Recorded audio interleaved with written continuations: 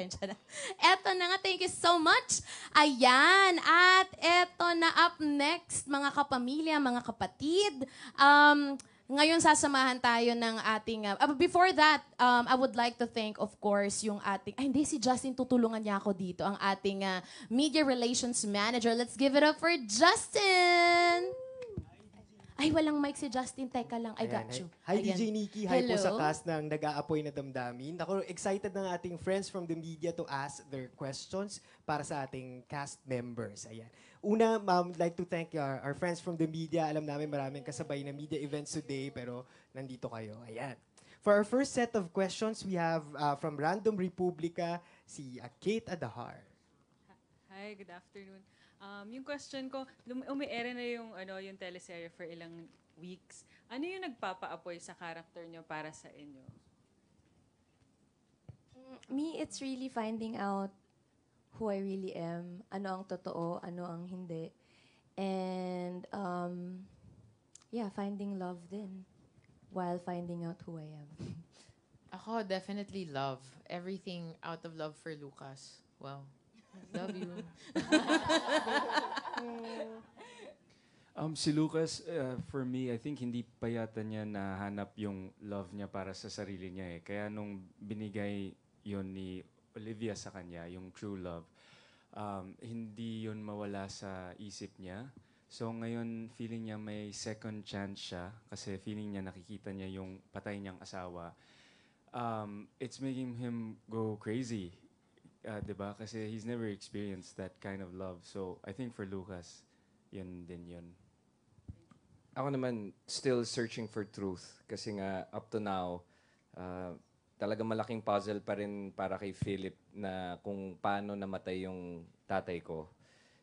Yung tatay ko kasi is very important sa akin at siya yung role model ng buhay ko. Kaya kailangan ko talaga mahanap kung ano talaga yung nangyari sa kanya. And hindi ako matatahimik hanggang hindi ko yun nalalaman dahil yung mga Bueng Camino, isa silang malaking suspect sa nangyari dun sa tatay ko. Kaya yung character ni Philip ngayon, doon siya papunta. Talagang hinahanap niya yung truth. Tapos, gusto niya pa rin mag-revenge. Kasi yung pangarap na itinayo ng tatay ko, na dream hospital niya, kinuha na sa amin ng mga Bueng Camino. Kaya kung makikita nyo sa everyday na mga episodes, palagi lang ako galit, palagi lang ako frustrated, at nagpatong-patong na. Ayan. Salamat. And my next question is for Ria. Kasi sa mga unang episodes, nagulat lahat dun sa daring scene mo with Tony. Ano kumusta yung feedback sa bahay nyo at sa outside world, sa online? Kumusta rin ang pinanood mo sa... Feel ko rin kasi it came at the time where I've already na-expose ko na rin yung sarili ko na capable ako or open ako to do things like that. I mean, I did post for White Castle, so I feel like that on its own was already medyo nagpapakita na willing ako to do things like that. So parang okay lang. I mean, if anything, yung men ng family ko hindi lang talaga nanood. Mga pinsan kong lalaki, tatay ko, kapatid ko, okay lang. Merited naman. Valid. But yeah, hindi naman friends ko, oh my gosh, ganun lang. Yun lang. Hanggang doon lang. Wala naman silang masabi. Tsaka I'm 31 na. Parang, come on, it's 2023. Yeah. I thank you for the Band-Aid, by the way. Ayan, thank you, Miss Kate Adahar of Random Republica. Ang next question, DJ Nikki, it's a phone-in question from the Philippine Star. Babasahin ko. For the four of you, parang every single scene, it's from Charmy Joy Pagulong of the Philippine Star. So sabi niya, every single scene, sobrang intense. Parang laging may galit, laging may mabigat, ganyan. So how do you cool down or recover after performing intense scenes? Yan tanong niya. Tawa-tawa lang. Cut! We're with friends naman. Nakakapag-debrief ka agad. Oo. It helps a lot na we all get along. Important din kasi para sa amin na, alam mo yun, right after makat yung scene na, alam mo yun, mag-break away kami dun sa eksena. Kasi yung susunod na eksena namin, ibang emotion naman yung ipapakita din namin. Still mabigat, pero Hindi na siya katulad nung last scene na ginawa namin. So it's really hard kasi nga nagja-juggle kami from one emotion to another. Tapos yun yung biggest challenge right after breaking down, kung paano mo pipigilan yung sarili mo umiyak, kung paano mo alam mo i-regulate ulit yung breathing mo para maging kalmado at normal ka. So paano natin ginagawa nga? Ganun lang. Chika is Usapan. Life. Tawa Over is food. life. Or good And food, yes. Al- Pampahappy. Always. Ang hirap din pala, no? May pag ganun pala. Hirap ang Care of ginagawa. Rhea and Jane all the time. Ayan, thank you. Follow up lang doon, DJ Nikki, kasi parang, tama ba, a new chapter in the story is about to unfold. So, may expect ba namin na puro ganun ulit? Like, may marami pang mas intense scenes? Or magle-lay low ba? Ano bang dapat Pa-intense abangan? pa ng pa-intense. Ano po yung lelo? Walang ganun din. Hindi, mas marami pang, talaga, ito na yung tapatan talaga ng naming apat at ng ibang mga characters pa. Andyan na yung revenge, andyan na yung sagad na gantihan, at basta pa-intense pa ng pa-intense. Hindi pa pala sagad yung ganti. Wala pa. Abangan pa yun. Abangan. Kalma pa yun. Kalma. Thank you. Ayan, for our next set of questions, DJ Nikki and the cast, we have from the Manila feed, si Chad Rosete. Hi, congratulations. So for my first question, since kanina parang marireveal na yung kay Lucas at saka kay Olivia na parang makikita na niya yung past niya, parang gano'n. Paano nito babaguhin yung takbo ng kwento and yung mga characters ninyo? And ano yung i-expect nila for each one of you sa mga characters ninyo? Okay, let's go by character. Para Oo. Ayun na nga. Ito nga yung pinakaayaw mangyari ni Melinda, o diba? So, andito na tayo. So, ngayon, Melinda will try to do whatever she can para ma-preserve yung marriage nila ni Lucas. Yun lang naman yun. So, medyo intense pa rin yun. Kasi paano? Diba? Paano ba? Char. Yeah. Saan ba ako lulugar? Si Lucas naman, umi-effort naman talaga siya kasi yung dating house namin keeps reminding me of Olivia.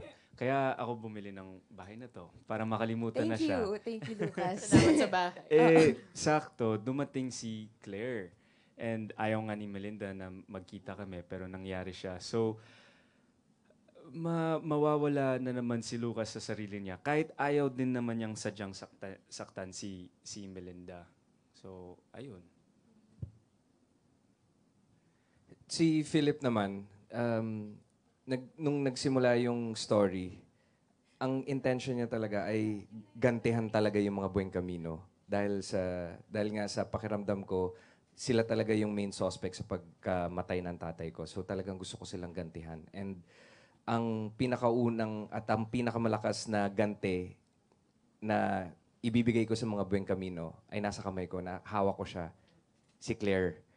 As in, ginawan ko siya talaga ng pagkatao at parang sinulat ko talaga yung buong storya ng buhay niya. Pero sa lahat ng paghihiganting ginagawa ko na yon, nakaramdam ako ng sobra-sobrang pagmamahal na para kay Claire, na hindi ko na alam kung ano bang uunahin ko. Kung ang uunahin ba ni Philip ay mag-revenge pa rin ba sa mga Bueng Camino, o ipagpatuloy yung pagmamahal kay Claire, ilayo siya sa mga Bueng Camino at mag-start kami ng sariling buhay. So, si Philip ngayon, caught up in the middle siya. Hindi niya na alam kung saan siya pupunta, kung ano yung uunahin niya, kung ano yung bibigyan niya ng importance. Pero so far, sa story, si Philip, binibigyan niya talaga ng importansya yung pagmamahal niya kay Claire. Hirap, no? Hirap din ang pinagdadaanan din talaga ng mga karakter niyo. Sige na, na-stress din ako. Kakapakinig lang. Yeah. Sige, Jean. Hindi, sasabihin ko lang kasi connected din doon na for the longest time din kasi hindi ko alam kung sino ako. Lahat ng alam ko galing lang sa information na binigay niya. Pero what's exciting is unti-unti na bumabalik yung memories ko. Unti-unti na akong may mga naaalala from the past na tinatry ko rin intindihin or i-decode kung ano yung mga nakikita ko. Kasi hindi pa lahat malinaw eh. Pero, yun, lalabas na unti-unti yung memories, yung alaala, mapipis ko na yung puzzle, and lalabas na rin yung pagiging palaban ni Claire. as a person. Kasi for the longest time nga, lagi lang nasa bahay, lagi siyang sumusunod kay Philip. Pero yun, napapasok na yung mga natin, Paghihiganti era. pagdududa. Pagdududa. Yung mga ganon. Yung ano nangyayari. Totoo ba lahat ng sinabi mo niya sa akin or hindi? Yung mga ganyan. Good luck, Doc, talaga sa'yo. Good luck sa pag-explain talaga. Mahaba-habang diskusyonan niya. Uy, pero ang hirap nun kasi di ba parang ngayon puso yung umiiral sa kanya pag minahal niya si Doc. Paano pag bumalik yung alaala niya? Doon maglalaban yung Isip yung at puso. Isip at puso. Ano yung Yes. susundin doon? Ay, nako. Sige na. Isa Yeah. pa. So far, sa dami ng magagandang eksena na nilabas na natin. And ano yung challenging sa inyo or most unforgettable scene nyo? So far. Ay, yung ipapalabas this week! Yung atapatan naming 4. Finally, sa tagal namin, hindi naman matagal, pero sa haba ng pagtatrabaho namin, finally nagka-excel. Kasi inaabangan din namin, kailan ba tayo magkikita-kita? Kasi minsan kami lang, or minsan kami lang, minsan tayo lang. True. Yes. Ito na. Ito na yun. Tapos How about for JC? yung unang pagkikita naming 4, yun yung napakataas na emosyon ng lahat. True. Kasi doon marireveal yung intention ng bawat character at kung ano talaga yung nararamdaman namin sa bawat isa. Na nakita halimbawa, si Philip, ayoko na magkita si Claire tsaka si Lucas kasi natatakot ako. Tapos si Claire naman, gusto niyang makilala si Lucas kasi naghahanap siya ng answers. Si Melinda naman, ayaw niyang magkita si Lucas tsaka si Claire kasi mawawalan siya. So alam mo yun, yung pagkikita naming 4 na yun, marami kayong makikitang mga emotions na hindi namin pinapakita talaga sa bawat episode na dito lang nila makikita sa unang pagkikita namin. Mahirap yung eksena pero fulfilling siya kasi nga mabubusog kayo sa emosyon, sa information, kung bakit, ito pala yung pinanggagalingan ng bawat character. For sure. Yeah, well, actually, that scene won't be forgettable for me kasi hindi ko alam na ganun pala kataas yung emotion. Surprise. So, sabi ko kay Ria, Ria, I'm really scared. I don't know how I'm gonna do this. Pero we were guided really well with Direct FMR, and actually I went up to him tapos sinabi ko, Direct FM, I'm really scared. I think I really need help. Tapos naramdaman niya yung kamay ko nanlalamig na. He was very kind. He said, "Don't worry, we'll wait for you." He played really nice music, got us in the scene. So I appreciate Direct FM and these 3 guys. They really helped me with that scene din. Ginising ka nga ni Jane diba? Oo nga. Oo, ilang beses. Nagising siya. Ayun, sa taas nga ng emosyon, may time ba na parang naidadala nyo yung mga character nyo, even parang off-cam na, kahit sa mga bahay ninyo? I think conscious effort talaga na paghiwalayin yung pagkatao namin sa character. Kasi kung hindi, baka mabaliw kami ng di oras. Alam mo yun? Tsaka Sobrang dalawa-dalawa na nga yung Oo, personality ko, pati sa bahay. parang Tatlong intense tao, na no? masyado. So, as much as possible, conscious effort, I think, for all of us na ipagpag talaga at the end of the day. Yung parang pag nakabihis na kaming pang kami, okay na. Pero nakakatawa kasi meron din tayong nakunan na, yun nga, intense, tapatan, ganyan. Tapos after, woo! Galing nun! Thank you and congratulations. Thank you po. Tawan-tawa ako nang sinagot kanya kanina. Sabi niya, kasama ka doon?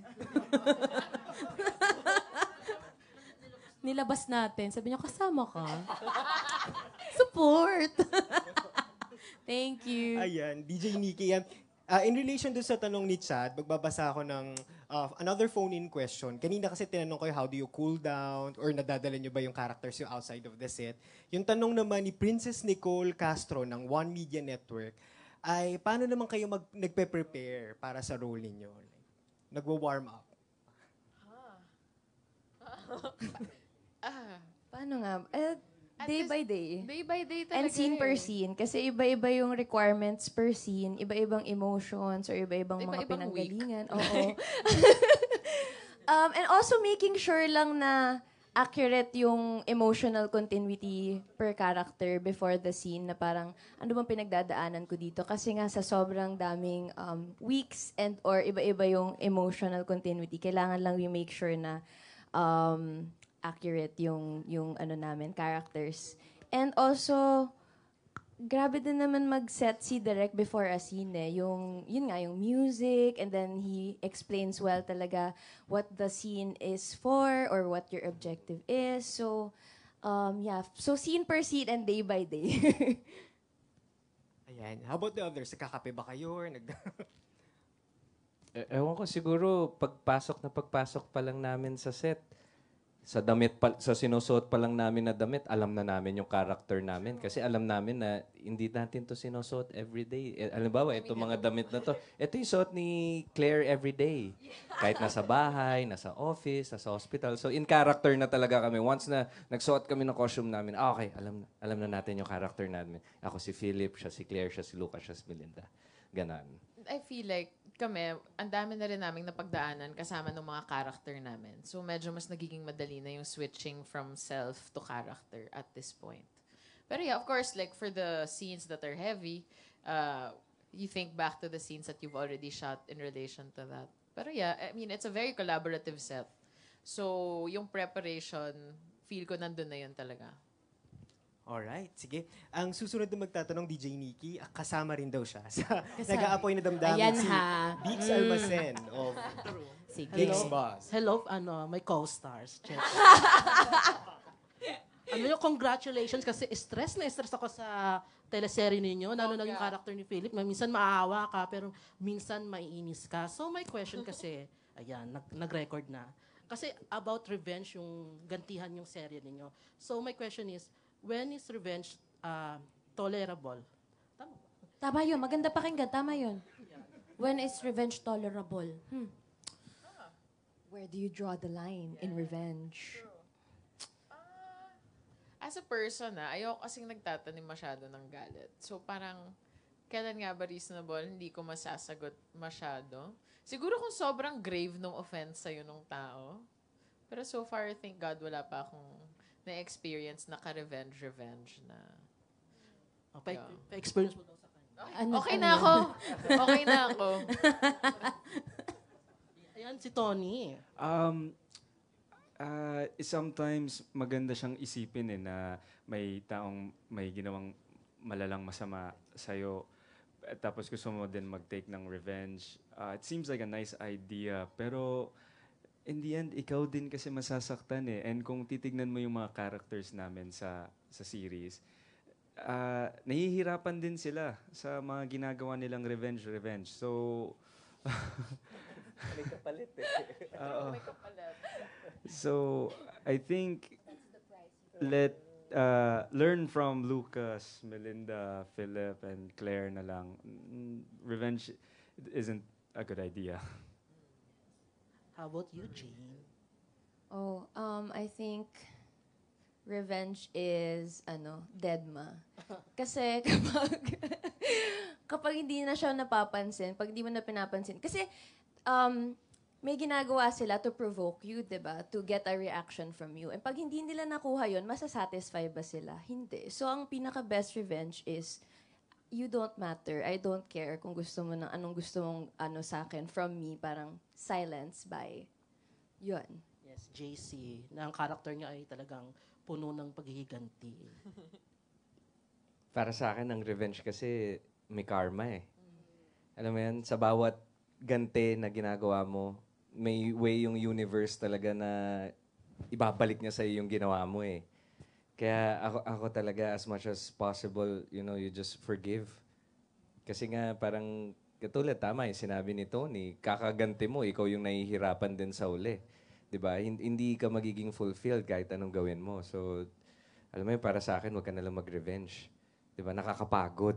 Pero, kung tatanungin mo ako, dun sa palabas namin, sanay na kami. Normal. Revenge is life. I eat revenge for breakfast. Parang hindi nga namin alam kung kailan matatapos tong gantihan na to eh. Basta ang dami namin bala sa isa't isa eh. Parang yung mga writers niyo parang gustong-gustong gumante. Oo. Tsaka may nabasa ako noon na pag nagre-revenge ka daw, parang nakaka-wrinkles, di ba? Ayaw natin nun. Yes. Stress. No na lang. Oo. Kaya wala akong wrinkles. Check Ikaw hanggang saan ba sa'yo pwede? Pag may halimbawa, may kumanti sa'yo. Ito, balak niya ako i-revenge ha. Gaganti na. Gaganti ka. Hindi, I'm all about love. Oh. Speaking of love, ay, may tayo maangal. Speaking of love, hanggang saan kayo lumalaban pagdating sa pag-ibig? Hanggang kaya. Oo. Nagawa mo na ba yon before? Feel ko naman, oo. Parang lahat naman tayo, no? Right? Collective, yes. O si. Yes. Thank you for the support. How about the guys? Ang tahimik nila. Ako wag niyo na po ako tanungin kasi ako lang po yung kasal sa kanilang tatlo. Ay, si Tony. You'll be surprised what love will make you do. So, masusurprise mo na lang din siguro yung sarili mo pag love mo talaga yung tao. Okay, thank you. Congratulations. Thank you. Hindi, nagsabi na siya si Jane. Ano yan? Sali nyo kami sa JC nyo. Parang feeling ko mamaya may mag-aaway na magkaibigan. Nalabas natin. Ayan na yung revenge. Eto na Ayan na yun yun. eh. Oo, nararamdaman ko. Thank you. Ayan, for our next set of questions, marami rin siyang tanong. We are from flowgalindes.com. Flo Galindes. Isa lang yung tanong ko actually. Kasi di ba nakita niyo yung mga characters ng bawat isa, you saw yung mga bubog, yung mga hugot. If ever a chance na magkaroon kayo ng chance to switch to another character among the four of you, ano yung kaninong character yung gusto nyong gampanan aside you're the one you're doing? I wanna be Lucas. Same, Lucas. Same, Yeah. ako rin. Yun sana yung mag-unahan tayo. Gusto ko yung kay Lucas. Salazar! Lucas. Parang sa aming apat kasi siya yung connected sa aming tatlo. Ako, hindi ako directly connected dun sa dalawa. So, parang yung pinaka... Tsaka if you really think about it, kawawa din si Lucas eh. Siya yung sobrang naagrabyado din. Pero pinakawawa naman si Claire talaga, Olivia. But yeah, Lucas would be fun. It's fun to Are you play. sure? Dami kong pinagdaanan, Oo. yes, Lucas. O you, since everybody's Lucas, Who do you wanna be? who you want? Kaya mo yan. Palit tayo. Hindi, for me, mahirap i-portray si Lucas. I mean, every day is a struggle for me. You know, I don't want to sugarcoat that. Pero yun nga, may times na nakakausap ko si Miss JRB, tas tatanungin ko, ano po ba yung story ni Lucas? Bakit siya ganito? Ano yung tumatakbo sa isip niya? Tapos, sabi nga niya na sobrang complicated si Lucas. So, I really love my character. I really do. Ayaw mo ibigay sa amin, ah. Ayaw niyong i-share. Sige, sayong-sayo na. Joke lang, go. Ayun. Sige. Well, if I had to pick one, siguro si Philip kasi na-experience ko na yung init ng ulo ni Lucas. So, tsaka na kay Philip kasi yung hinahanap ni Lucas na pagmamahal ni Olivia. So, pa-try naman. Nandiyan naman si Melinda. Diba? Oo. Yun din yung point ko eh. Pero, nandiyan naman siya eh. So, Thank you. Ayan, for our next set of questions, we have from Chicanes. Yeah, Albert Brian Abelido. Hey, mabuhay! Congratulations! Ayan. Yung first question ko is, this teleserye is like a lot of first for all of you. Like, first na pagbibida ni Jane, first main kontrabida, ganyan. And of course, one of the first collaboration of TV5 with ABS-CBN. What part of this teleserye you are most pressured about? Yung ratings ba? Yung feedback ng bosses, especially from TV5, na mauulit pa ba to? Or yung audience, saang part kayo mas napipressure? I think ako personally, more dun sa pagtetel ng story. Kasi nga, ang hirap ng mga characters namin. So, hindi na kami ako personally, hindi na masyadong nag-iisip sa outside factors. Kasi everything will fall into place naman if tama yung portrayal namin, tama yung pagganap namin, di ba? So parang mas dun yata kami nakafocus sa tamang characterization, tamang pag-arte, kasi everything else naman yata will follow. Tama. How can we tell the story right Pero like sa'yo, Jane, like kasi yun nga first ba, parang iniisip mo, sana naman may second pa ito, di ba? Na talagang magbibida ka. May ganoon ba?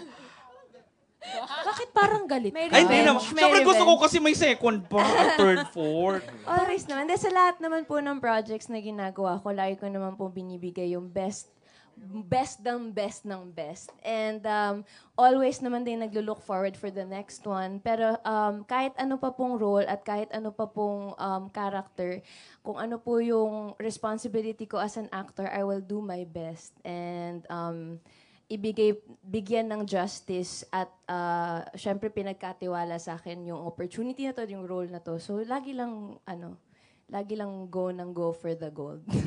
So truthfully, never kayo naging concerned kung nag-rate yung show? Or sa true? I mean, iba-iba, ang dami na kasi nating platform ngayon. Meron tayong Kapamilya Channel, Kapamilya Online Live, nasa I1 tayo, nasa TFs. And maraming iba-iba na rin ang ways ng panonood ng tao. So, as long as meron talagang nag-i-enjoy watching our show, may mga na-entertain kami, yun naman ang goal natin. Thank you. And then, yung second, tatlo na pala yung tanong ko. Nag-follow up kasi ako. Ayan, yung second general question ko is... Pa-general? Ayan, yung second general question ko is, can you truthfully say na you can face a person from your past nang hindi ka natatakot? Be it an ex or... Oh, I think yes. Oo naman. Yeah, I think yes. Lalo na kapag wala ka naman sigurong ginawang masama talaga. Yeah. And then wala naman kayong bad blood or like tipong kailangan yung gantihan yung isa't isa. Siguro, I don't think wala naman talagang problema. So sa'yo, wala? Wala. Personally, walang... Oo, siguro kaya mo pang tignan mata sa mata di ba? Yeah, tama. Older, wiser, better as a person. Yeah, okay lang kasi people meet you at different stages in your life, diba? So where you are now, the people in your past, they knew a different version of you So I think when you see them again, you see them through different perspective kasi hindi na ikaw yung dati. Gusto ko yan. Copy-paste everything. Totoo, same. Parang, di ba, nasa past na nga, whatever it is that you've been through, like what they said, ibang tao ka na rin nun. So, carry. Buti pa kayo. Kasi siya hindi. Ikaw ba? Kaya mo? Yun nga, kaya tinatanong ko, di ko kaya. Ayan. And then last na lang, pwede pa. Okay. Sa akin pa naman yung mic na. Ayan. Yung last na lang is, like, right now, parang di ba yung nag-aapoy na damdamin na term is, it could be positive or it could be negative, whatever the drive is, why nag-aapoy yung damdamin nyo. But apart from your work, or apart from this series, what else yung nagpapaapoy ng damdamin ninyo? Summer siguro. Init din kasi talaga pag summer. Charot lang. You, JC, what excites you right now? Ako, my life right now, pretty simple. Pag wala ako sa trabaho, nandun ako sa pamilya ko. Yun lang. Wala na ako ibang ginagawa ngayon. So, kung talaga may nagpapa-apoy at nagpapa-excite sa akin, yun yung umuwi sa bahay. Jean?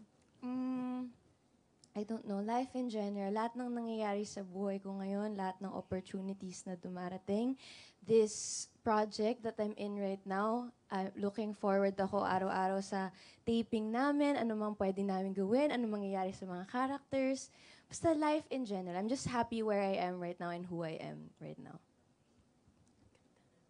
I'm really just trying to do a great job on this show. I feel like Lucas is a character that really has to be taken care of, and I don't want to let anyone down. So this is just something trying not to get too distracted because I really want to do my best here, honestly. So for me, that's really what I'm passionate about right now, talaga.